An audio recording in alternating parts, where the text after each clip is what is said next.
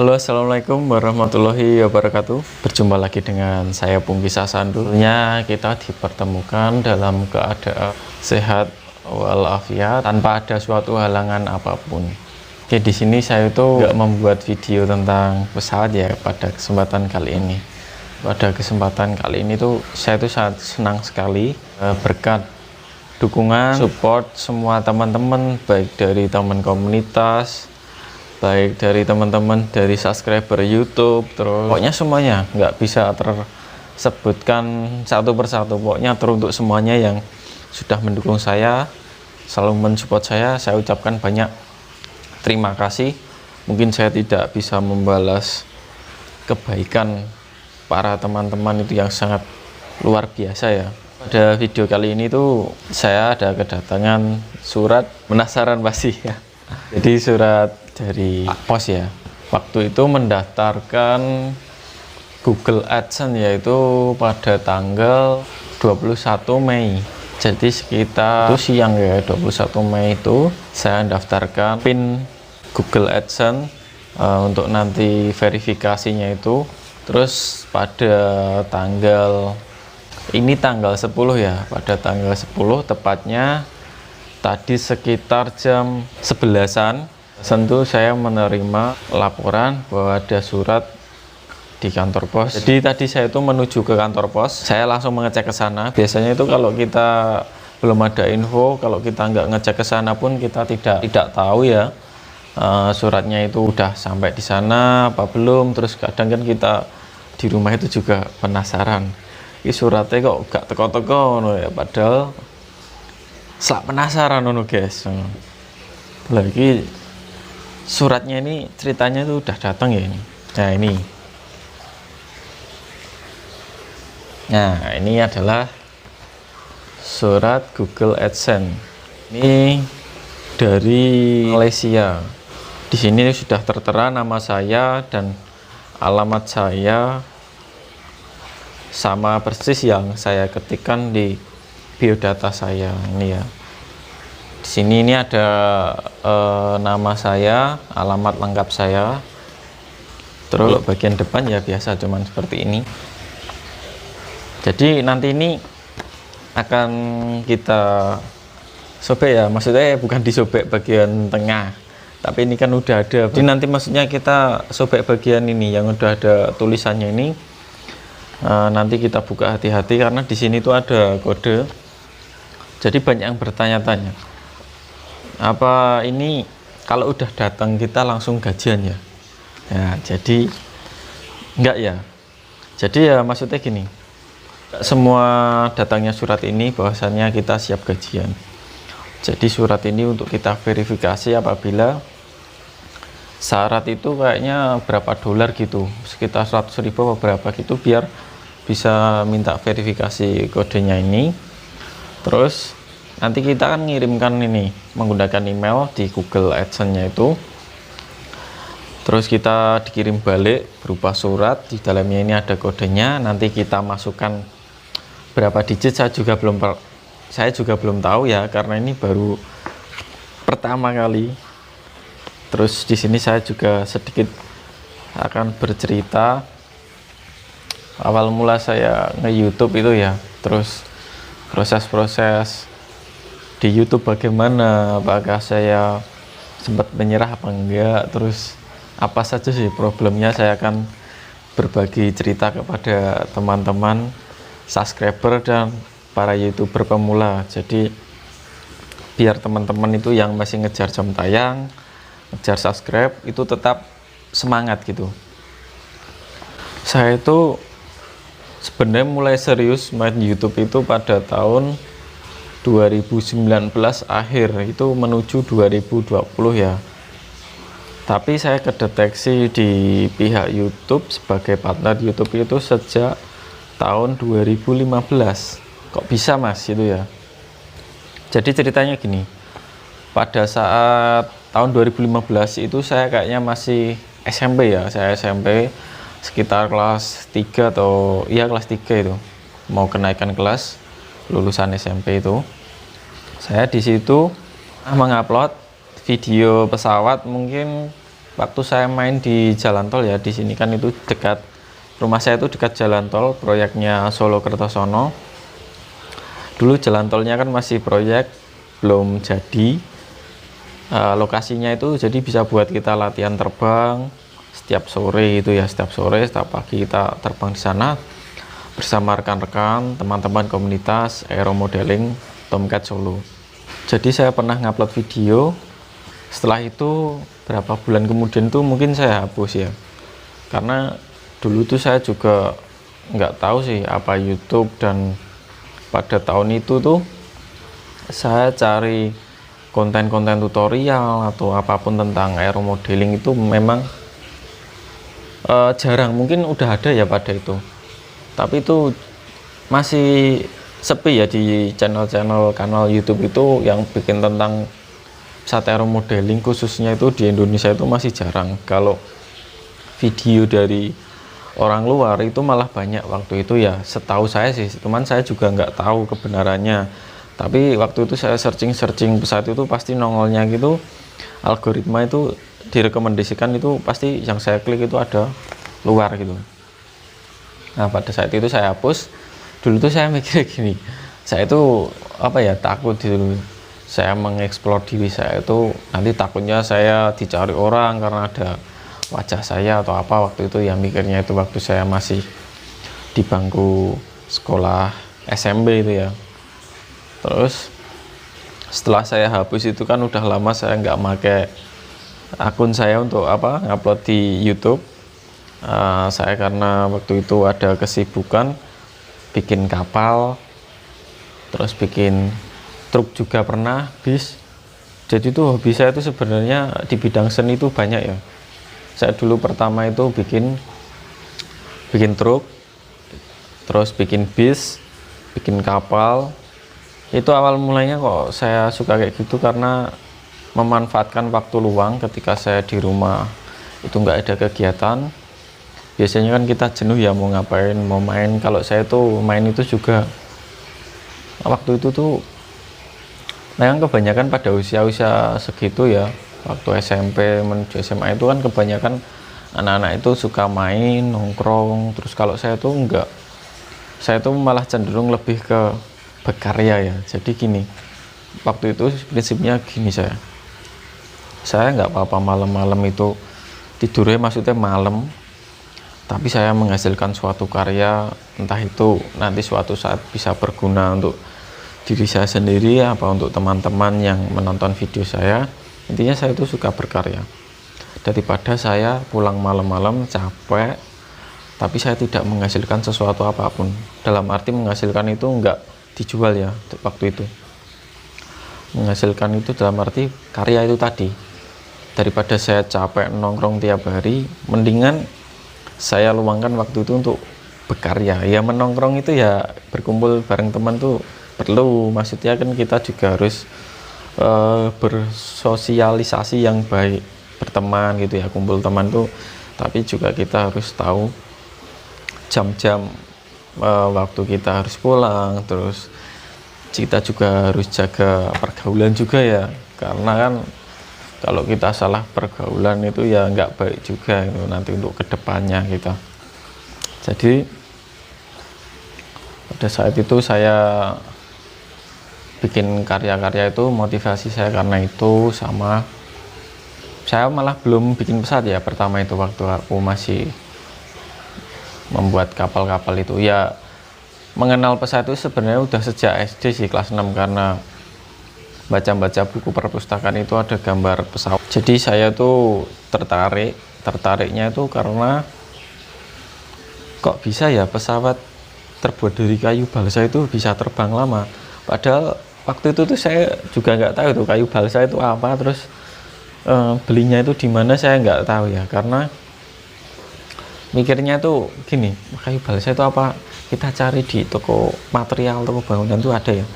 Sampai saya tuh ke toko bangunan, saya tanyakan ke bapaknya itu yang jualan itu di toko material itu, Pak saya mau beli kayu balsa. Ya saya dijawab, kayu balsa itu apa mas, adanya triplek, blabak gitu ya. Nah pada saat itu Kalau belaba kan saya kayunya itu udah tahu ya, bukan yang saya cari. Akhirnya saya beli triplek. Saya bikin pesawat itu pada waktu itu namanya pesawat OHLG.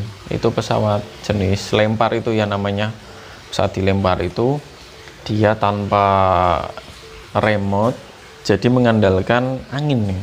Angin thermal, dan pesawat itu harus berbentuk airfoil sayapnya. Jadi ilmu pertama kali yang saya dapat tentang pesawat aeromodeling itu ya berawal dari itu, pesawat glider itu ya, glider atau OHLG juga. Karena saya tuh pertama bikin itu kan gagal sebelum saya kenal sama teman-teman yang bermain di glider. Seperti pertama kali yang saya kenal itu Pak Bari, terus Pak Jadi, Mas Tono, dan Mas Bayu, Mbak Puspita. Pokoknya banyaklah waktu itu ya teman-teman aeromodeling yang pesawat free flag gitu ya, yang bukan RC itu banyak.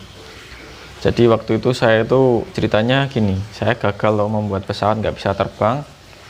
Saya jalan-jalan itu ke bandara di bagian utara itu, yang sekarang bandara di Sumarmo itu bagian utaranya jadi tempat pemadam kebakaran itu ya. Di sana kan dulu ada gas trap, namanya gas trap itu ada tempat terbang, ada lapangan, sama di bagian pinggir dekat pagar itu dulunya ada apa ya, shelter itu khususnya untuk main pesawat aeromodeling. 2011 itu saya udah lihat itu ada shelter di dalam bandara itu untuk para pemain aeromodeler ya, aeromodeling itu. Terus di sana banyak sekali pengalaman saya. Pertama nonton tuh di pagar sampai disamperin, Mas suka pesawat ya? Itu saya ditanya sama, saya ingat saya itu sama Pak Gus namanya itu kalau manggil ya, tapi sekarang udah lama nggak ketemu sama beliau. Jadi Pak Gus, Pak Bari itu dulu termasuk pelatih saya tentang pesawat free flag itu ya. Jadi di situ saya ditanya, Mas kamu suka pesawat? Suka Pak. Ayo masuk aja, nggak apa-apa, gabung, nanti barangkali bisa latihan bareng, nanti diajari bareng gitu. Terus nanti kalau ada yang nggak tahu bisa ditanyakan. Nah dari situ saya mulai masuk di situ sama teman-teman komunitas free flag, tapi saya tuh nggak tahu namanya apa ya dulu komunitasnya itu yang free flag, cuman tahunya ya aeromodeling yang bagian free flag itu tadi. Di situ saya banyak sekali pengalaman yang saya dapat dari teman-teman aeromodeling free flag. Saya diajari, oh kalau bikin pesawat itu harus pakai airfoil Mas, nggak asal-asalan sayap depan sampai belakang itu tebal yang sama, itu nggak bisa ya. Jadi nggak bisa terbang walaupun bentuknya itu sama, saya tiru itu. Jadi berawal dari itu saya semangat. Saya waktu itu disupport sama Pak Kus, dikasih pesawat satu itu ya, pesawat OHLG. Terus saya cari bahan itu beli di Pak Bari, kebetulan rumahnya dekat dengan saya, beliau rumahnya di UMS. Jadi kurang lebih kalau dari sini itu sekitar 10-15 menit ya, kalau tidak macet jalannya gitu ya. Tapi insya Allah jalannya juga nggak macet kok, cuman deket itu, nyeberangin jalan raya. Berawal dari itu saya terus giat belajar. Itu saya mengalami proses itu namanya juga gagal ya. Jadi saya udah membuat pesawat, saya terbangin nggak bisa, jatuh ya. Frustasi itu tetap ada ya, kalau kita namanya juga kita cari pengalaman, kita hobi ya, pasti adalah titik terjenuh kita atau bosen, udah nggak mau bikin lagi, kita bikin banyak, jatuh banyak, malah nggak bisa terbang, udah ngeluarin uang kan gitu ya. Sempat aku mengalami fase-fase kayak gitu, cuman sampai 2011 sampai sekitar 2015 itu saya gelutin terus. Saya menabung gitu ya, pengen beli pesawat RC gitu juga yang kecil, karena pada saat itu tuh servo juga masih mahal ya. Servo plastik aja itu harganya dulu itu 50.000. Sekarang aja servo metal mulai yang paling murah itu 25.000 udah dapat ya, itu udah metal gear. Kalau dulu itu yang plastik aja itu udah mahal teman-teman. Jadi waktu itu saya mengurungkan niat saya untuk beli karena nggak ada uang yang cukup. Akhirnya saya dari SMP masuk ke SMA itu nabung. Dari hasil tabungan itu saya bisa membeli satu unit pesawat Cessna, itu masih kelas Wheel Toys ya. Itu harganya murah, udah RTF, ready to fly. Jadi di situ tuh banyak ya lika-liku, kalau kita jenuh itu pasti ada ya. Nah, sejak pada tahun itu sekitar 2011 sampai 15 ya, saya konsisten terus banyak ilmu yang saya dapat dari teman-teman free flag itu saya terus berlatih, gagal bangkit lagi, gagal. Aku waktu itu gini mikirnya, aku tuh udah gagal ya membuat pada waktu itu. Kalau aku menyerah, ya nggak mungkin akan secara tiba-tiba aku bisa sukses kan gitu ya. Jadi aku mikirnya gini, justru semakin banyak aku mencoba walaupun aku gagal, itu nanti akan apa ya, kita dapat ilmu dari kegagalan itu. Namanya kalau kita mau sukses itu juga harus gagal dulu baru sukses. Jadi pokoknya pada waktu itu ya rasa bosanku tentang kegagalanku yang kubuat itu tidak menghalangi untuk berkembang. Jadi saya terus berlatih, gagal bikin lagi sampai bisa. Lah setelah bisa itu, di situ saya mendapatkan ilmu yang otodidak itu tadi.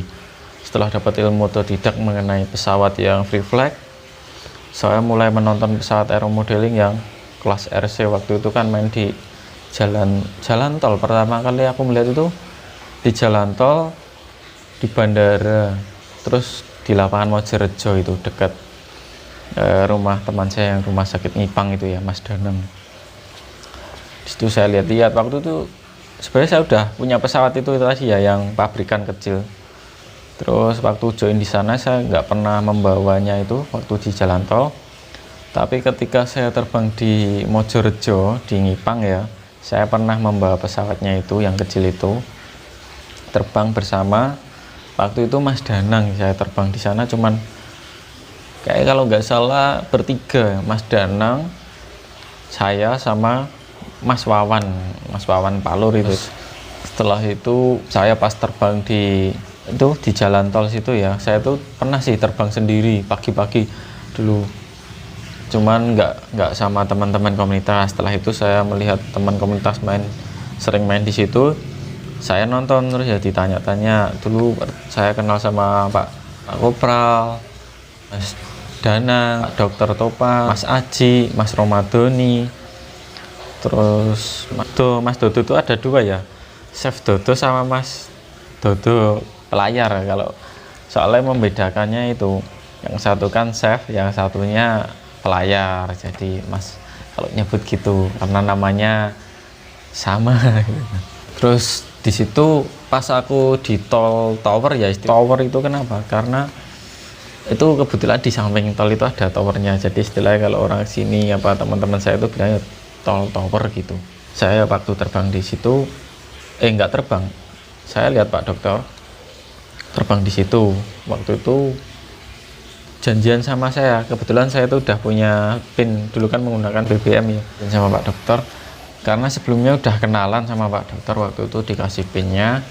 Saya ditanya, kenapa nggak dibawa pesawatnya? Saya bilang kan nggak ada remote-nya, nggak ada elektroniknya, baterai dan lain-lain. Terus Pak Dokter bilang pada saat itu, Mas, pesawatnya dibikin dulu aja, nanti kalau udah pesawat kitnya udah jadi, ini tak kasih PIN BBM saya, nanti tak kasih tahu alamat saya, terus saya ke sana ke rumah itu, terus disupport itu semua ya. Saya ucapkan terima kasih juga untuk Pak Dokter Topan yang dulu pernah mensupport saya waktu pertama kali saya kenal aeromodeling, mau naik level ke kelas hobi. Karena sebelumnya saya sudah punya pesawat masih kelas Wheel Toys, belum bisa di custom remote-nya. terus kenal Pak Dokter, disupport sama Pak Jadi juga. Waktu itu saya juga banyak disupport Pak Jadi. Dari remote saya dikasih remote flashcard yang masih belum ada settingannya di luar, itu manual. Kalau kita mau refresh itu, saya ucapkan juga terima kasih kepada Pak Jadi Nur Cahyadi yang sudah mensupport saya, juga mengajak saya wirawiri ke sana ke sini untuk mendapatkan pengalaman di aero modeling juga sangat berkesan. Saya tentunya tidak akan lupa kepada semua teman-teman yang mendukung saya dari proses awal sampai saya bisa seperti ini, dan orang-orang yang saya sayangi, keluarga saya yang telah mensupport, banyak mendukung, mendoakan saya untuk maju. Saya ucapkan terima kasih juga untuk ibu bapak dan khususnya orang-orang yang saya sayangi. Saya juga bersyukur kepada, yang paling utama itu saya bersyukur kepada Allah Subhanahu wa Ta'ala yang telah melancarkan segala hal, urusan saya duniawi, salat, ibadah, terus berdoa gitu. Jadi kita nggak lupa gitu loh setelah kita mendapatkan sesuatu hal yang kita inginkan gitu ya. Terus mulai situ saya berkembang, saya buat pesawat, terus buat kapal, jadi campur-campur. Jadi hobinya itu banyak banget kalau di bidang seni itu. Terus main YouTube itu mulai tak geluti 2019 ke 2020, jadi perpindahan tahun gitu ya, tahun baru itu. Mulai dari situ saya mulai upload lagi. Dari pertama itu subscriber saya itu masih 3 ya. Terus cari penonton waktu itu susah banget. Saya upload video pertama itu waktu 6 bulan, yang nonton cuman kalau nggak salah itu 3 atau 4 penonton gitu. Kemungkinan ya itu yang subscribe saya ya. Lah pada saat itu saya ngupload ya kok penontonnya dikit, subscribe-nya juga dikit gitu ya. Kayak sempet apa ya, sempet nyerah gitu kalau main YouTube gitu. Tapi di situ banyak teman-teman yang mendukung saya, terus mensupport, ayo bikin konten terus, semangat ini. Akhirnya tak buatkan konten terus berkat teman-teman juga yang melihat saya, kenal saya dari YouTube. Saya terima kasih sekali ya, kalian semua udah setia nonton di channel saya. Terus dari dukungan kalian semua saya bisa memenuhi target. Terus surat juga udah datang. Ini kan perjuangan sekali ya, ini saya tempuh dalam waktu 1 tahun ya, karena kalau di atas 1 tahun itu pasti nanti jam tayang itu akan berubah kembali ke, dulu saya ke separuh kayak jadi 2000 jam tayang. Dulu itu sebenarnya saya udah mendapatkan sekitar 3.900 ya, jadi kurang dikit lagi, karena targetnya itu selama 12 bulan 1 tahun, yaitu maksudnya saya nggak memenuhi target. Akhirnya saya dilepas lagi dari partner YouTube untuk mendaftar pada waktu itu. Ya sempat mikir-mikir lagi lah, wah aku udah bikin video sana kemari kok malah hilang lagi jam tayang aku. Akhirnya saya yaitu harus semangat lagi, coba lagi, semangat lagi. Terus alhamdulillah pada bulan Mei itu, saya kayak bulan-bulan awal Mei itu saya udah memenuhi target. Akhirnya saya daftarkan di Google, yaitu tentang YouTube saya kan udah memenuhi syarat monetisasi. Jadi saya daftarkan sekitar jam 5 sore waktu itu aku daftar. Terus selang paginya, itu kan saya sore ya, selang paginya itu sekitar hari berikutnya itu ada pemberitahuan dari YouTube itu pagi-pagi sekitar jam 5.30 ya, setengah 6 itu saya mendapatkan ucapan selamat, sekarang Anda menjadi mitra bisnis partner YouTube. Nah, mulai dari situ saya mulai semangat untuk membuat konten tutorial saya bagikan kepada teman-teman di YouTube ya tentang pesawat itu. Terus saya tekuni terus, akhirnya ya pertama mungkin setelah iklan itu yang kita inginkan pastikan apa ya, kayak YouTuber itu kita lihatnya kan wah uangnya banyak gini-gini, padahal nggak gitu ya pemirsa. Jadi uang itu bisa didapat kalau kita rajin buat konten, terus viewernya juga berpengaruh, terus subscriber itu juga mempengaruhi tentang biaya iklan yang masuk ke akun AdSense kita. Jadi kita itu yang penting apa, rajin bikin video terus, rajin upload, paling tidak ya seminggu 1 kali gitu, jadi 1 bulan 3 kali 4 kali itu udah bagus kalau untuk pemula ya. Nanti kalau YouTube udah mulai jalan, subscribe banyak atau apa, nanti mungkin uploadnya nggak harus diwajibkan banyak, enggak apa-apa, tapi lebih banyak itu juga lebih baik, itu mempengaruhi pendapatan teman-teman gitu ya kalau main YouTube. Akhirnya saya daftarkan, saya verifikasikan itu saya tautkan akun YouTube saya ke Google AdSense, terus saya mendaftar. Itu kan minimal harus 100.000 mungkin ya, saya kalau nggak salah loh, saya lupa, itu baru bisa kita minta surat ini, kita minta pengajuan ini. Terus kemarin udah memenuhi kan, saya daftarkan, suratnya ini dikirim pada 21 Mei. Ini sudah tanggal 10 ya, 10 saya dapat info dari teman bahwa di pos itu ada surat harus dicek. Kalau kita nggak rajin-rajin main ke Pak Pos, nanti kita nggak tahu suratnya udah datang apa belum, karena ini kan ada batasnya ya. Nanti kalau kita nggak segera mengambil suratnya ini, nanti sama YouTube nanti itu kan ada kesempatan 3 kali. Kalau kita sampai nggak ngisi-ngisi, nanti kan kita iklannya itu mungkin bisa hilang karena kita nggak ngisi syarat-syarat ini ya. Terus tadi sekitar jam 11 saya ambil di Pak Pos, alhamdulillah ini suratnya udah datang. Jadi saya hari ini wah senang banget ini. Terus ini ceritanya ya, review unboxing. Jadi nanti ini kodenya akan saya masukkan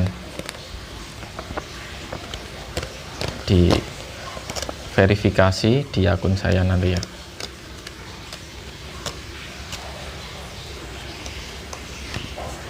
Jadi di dalam ini terdapat sebuah kode ini teman-teman.